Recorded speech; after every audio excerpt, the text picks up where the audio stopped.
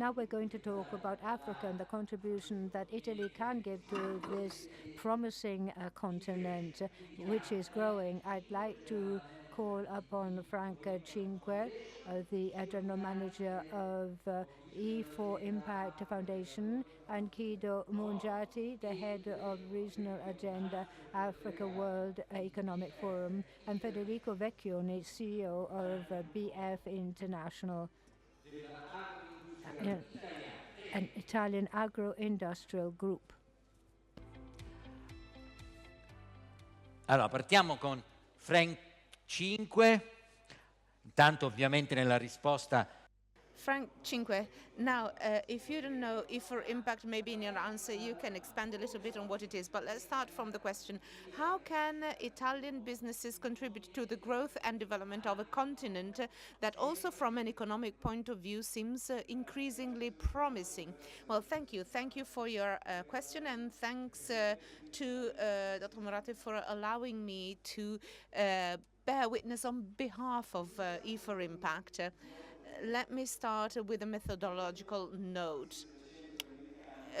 Even though my accent is American, my answer is going to be merely Italian.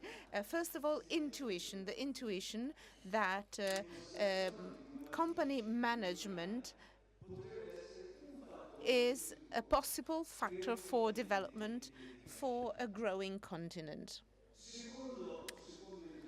The second intuition is that this is the first African generation that becomes operational in the framework of a formal official economy. So they're eager to interact with the rest of the world. They are eager to live like we do. They see the benefits of Western life in the industrialized world, but they do not have the same instruments available. So this is the first generation that becomes part of the formal economy. They had been isolated for centuries. And then the Italian part consisted in saying, let's lend our consolidated knowledge, our consolidated very common technologies, without imposing a sector for intervention. Let's allow the local population, let's allow the local entrepreneurs to choose how they want to interact, how they wish to grow. And in doing so, these entrepreneurs will have the motivation and the instruments making it possible to create this first generation of stakeholders. Before this, there was no place to connect Italian businesses with African businesses.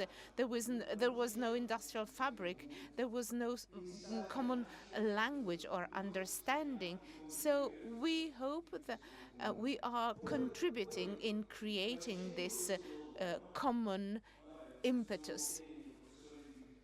Professor Morteni is professor of corporate strategy at the Catholic University in Milan, and we have already held 75 editions of an initiative that gives an entrepreneurial certificate to 1,700 entrepreneurs or business people. And in doing so, we realized two things. First, that university there needed the exact same type of capacity building. So it was from within universities that we could influence the future of the continent, always with this Italian cooperation. So now we have 31 universities participating in the E4 Impact University Alliance. So now we're starting with BF International, we're working with ENI. We are starting to have a platform that is also helpful for Italian businesses. 2,000 entrepreneurs and 31 universities with which they could entertain a dialogue, a conversation. So if I may, a couple more pointers of what we do.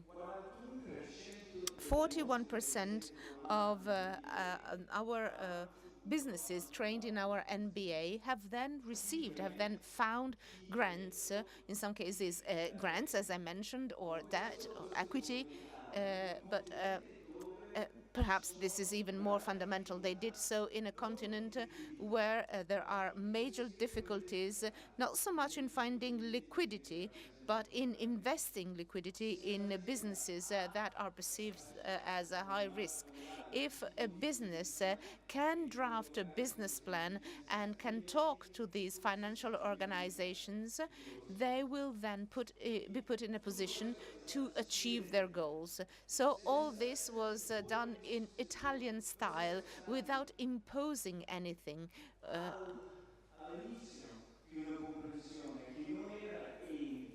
We started operating in this interaction that was not giving aid to the African continent, but fostering economic development where Africans were the protagonists.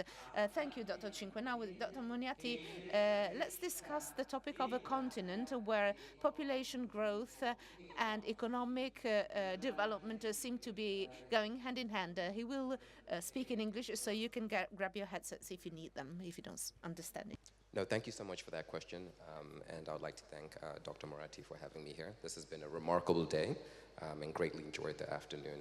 I'd like to contextualize some of the remarks that were shared by my distinguished panelists. Africa is undergoing seismic change, and the world is starting to take notice. By 2050, 1 in 4 people, so 1 in 4 people in the world will be African, and 1 in 3 young people, those between the ages of 15 and 24, will be African. So on aggregate, the 50% of the population growth will come from Africa. This is remarkable. This is an inflection point in our history, and it's an opportunity as well as a challenge. This is more than just demographic trivia. To make it more concrete, in the next 5 years, 21% of the global population will be African, up from 13% in 2000. And so the risk and the opportunity is that we might not be able to harness this energy of this young population if we don't act soon. Or worse yet, some of these fragile economies will fall into fragility and conflict. The positive news, so this is where the opportunity, I believe, lies. The positive news is that the African economy is growing at 4.1% in 2025.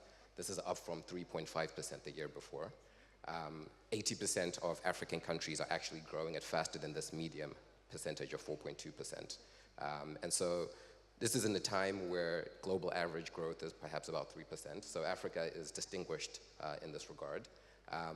And as I mentioned, far more economies, Nigeria, Rwanda, South Sudan are growing at greater than 5%.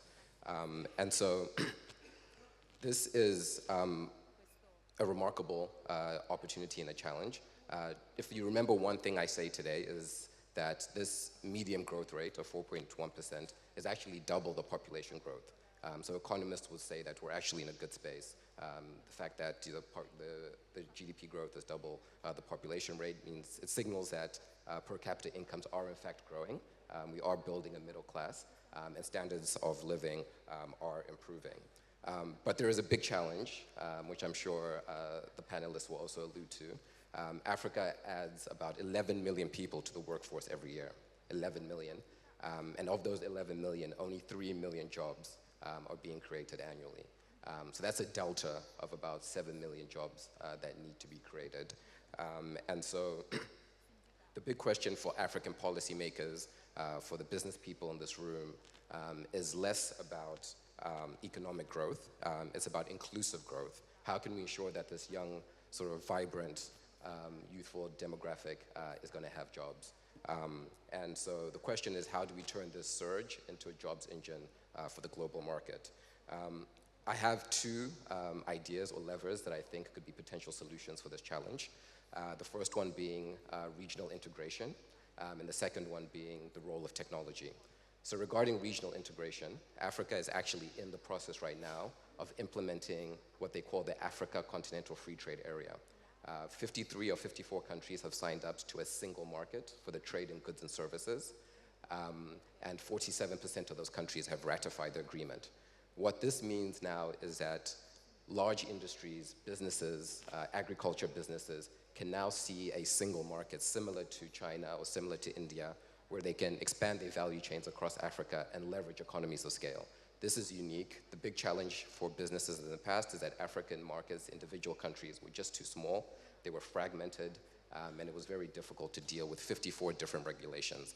And I think this aligns with the ambition of the METI plan that Italy has put forward. I think this is a big opportunity for Italian industry.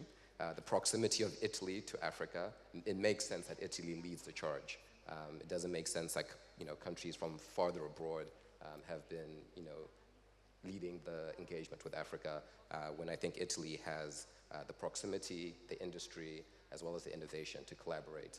And I think the framework of the METI plan is quite key to this. The second opportunity is technology. As the previous panelists alluded to, yes, I think this could be a catalyst for growth, for productivity, for opportunities for young, innovative people in Africa.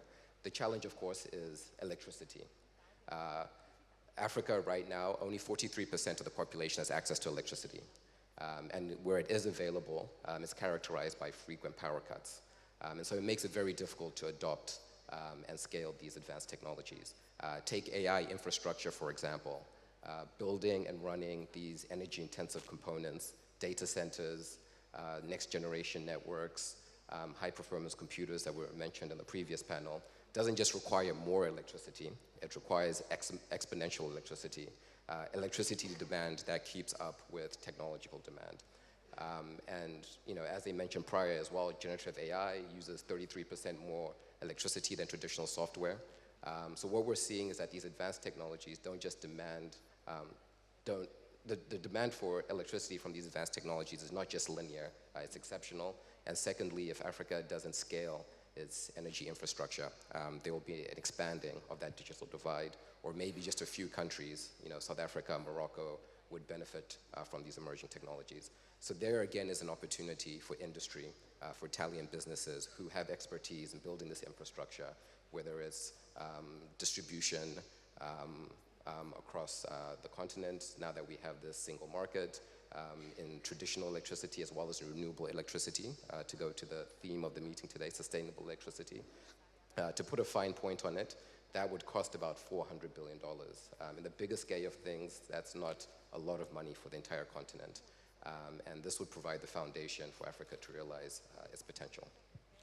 Grazie. Della vicinanza di cui parlava Thank you. The proximity you mentioned is also at the crux of what Dr. Moratti said during the morning. A Marshall Plan for Africa. The Italian government has passed a framework of projects and initiatives titled Mattei Plan. Now, onto the DF Group.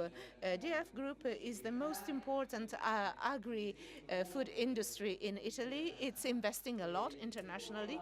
So what is the role of agriculture in your international strategies and in particular in Africa?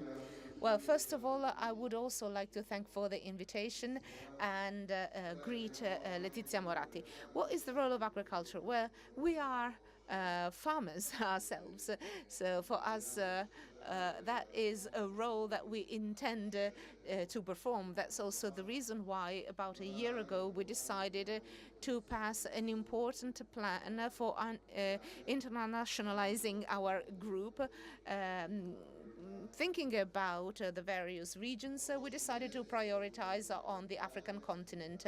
The approach we adopted consisted in replicating the project that in the last 7 years, after Bank of Italy acquired the largest Italian agricultural group, consisted in starting from seeds and genetics and then going all the way to food production, controlling all the assets, not just the process, but the capitals as well.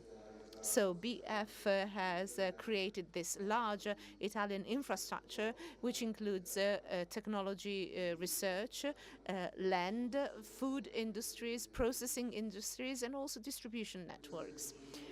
This infrastructure has made it possible for us in late 2023 to look at Africa with a humble eye, but at the same time being aware that for the first time, at a historic predicament in the Mediterranean, we were a 100% Italian industrial concern that could meet an important challenge, i.e.,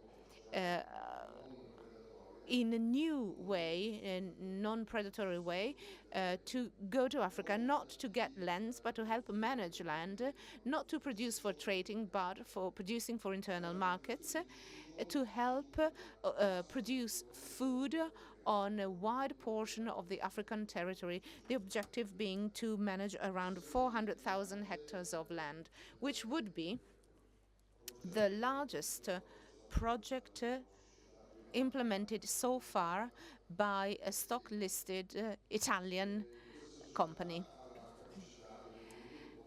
We brought with us the entire Italian system, i.e. Italian machinery, Italian technology, Italian genetics, Italian education, training, universities, and lots of Italian youths. I can see many young people in this room. Well, this project is aimed at creating model farms. Model farms are the formula of BF on 10 to up to 40,000 hectares with a production capacity of conventional farms. All governments are asking us that we produce food for their markets. I've just come back on Saturday from launching our model farms in Congo, Brazzaville, Ghana, Senegal, Angola, Algeria, Libya. So these model farms are starting to become a reality. These will be productive units starting from seedlings, because genetics cannot just be exported. It has to be developed locally for those species, for those peoples. And on different sectors, we are asked a lot of rice, cereals, meat farming, chicken farming, egg farming. There's scarcity of chicken, 2.5 billion hens and chickens lacking, and tomato. Not enough tomato for processing. And in this context, we have platforms on 20 countries with 1.7 billion euro. BF's plan has integrated with the Mattei plan in the 9 countries. Di cooperazione. And we are also present in those countries with Italian cooperation with the Ministry for Foreign Trade. This is another new approach, a private company and public organizations acting together. So we are currently implementing these projects, and already in 2025, in late 2025, we expect to have the first 140,000 hectares farmed with arable crops, both in Libya and Ghana, where I met 140 of our youth people we work with. We are having the first productions so that we can see the first crops, and we have already harvested the first crops. Thank you very, very much. So some pragmatic examples. So that was my question for Frank Cinque. Specific pragmatic example of a successful E4Impact cooperation in the African continent.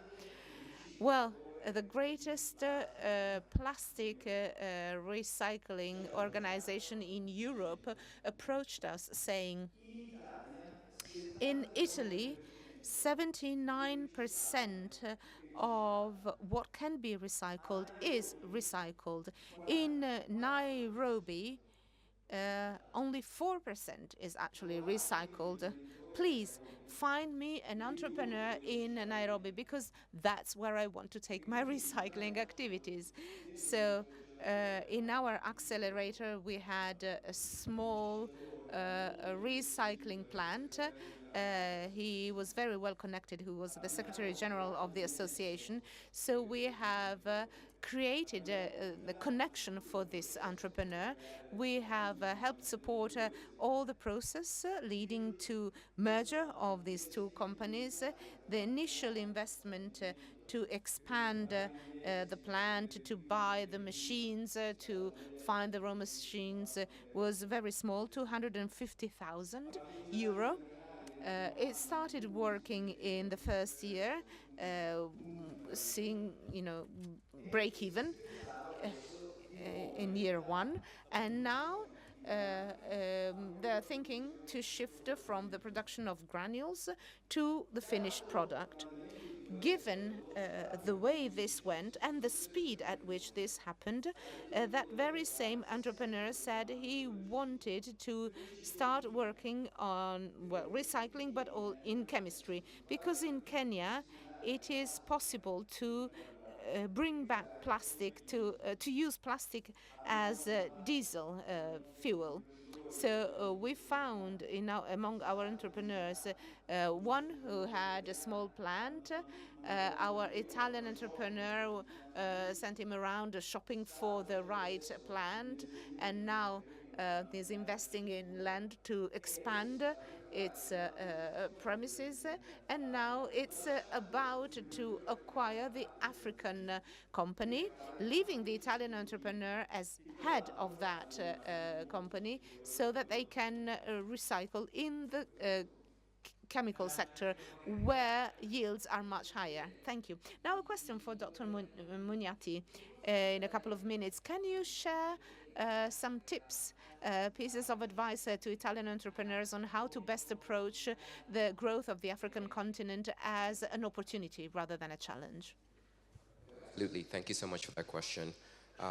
So I think what's important to keep in mind is, as other parts of the world are putting up barriers to trade, Africa is opening up its market and is creating the largest single market in the world by land mass and number of people, 1.6 billion people, and a potential GDP of 3.4 trillion. So that's an incredible opportunity. If you're a young entrepreneur and you're looking for opportunities, I think Africa is probably the most fertile market you can consider. While most countries in the world, particularly in the global north, in Asia, so Italy, Germany, China, Japan, while their sort of populations are shrinking and aging, Africa is the only region in the world that's adding 1 million people yearly, 11 million people yearly to the global labor force. So in terms of productivity, if you're looking for markets where the consumer market is growing, where the labor market is growing, where there's opportunities for scale, I will certainly encourage young entrepreneurs in this room to look to Africa. I think it's exciting, and I'm happy to hear that big industry is making a push into Africa, particularly in agriculture. Africa is still an agrarian economy, has a lot of fertile land, and I think there are going to be incredible opportunities there, particularly now that industries can deepen their industry value chains across Africa, because now it's a single market. If you're a young entrepreneur and you want to invest in Africa, you no longer have to worry about 54 different regulations and 50 different rules. Of course, this is still in the implementation phase. It'll probably take another decade or two for the single market to truly come into force. Africa's been very ambitious. Europe started, I think, with 7 countries when it endeavored on the single market. Africa's starting with 54. So you can imagine the challenge of coordination and harmonization of rules and regulations.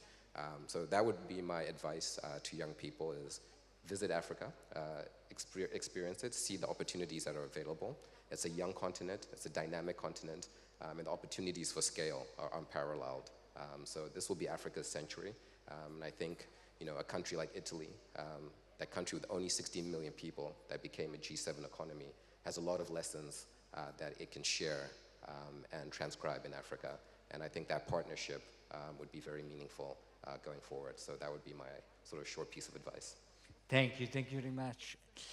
Federico Vecchioni.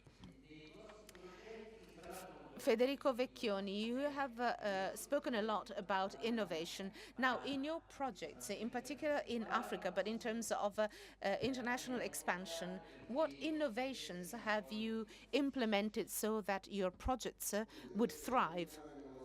Well, I'd say the first innovation is what I mentioned in my introduction, i.e. the approach we have adopted to the continent. We have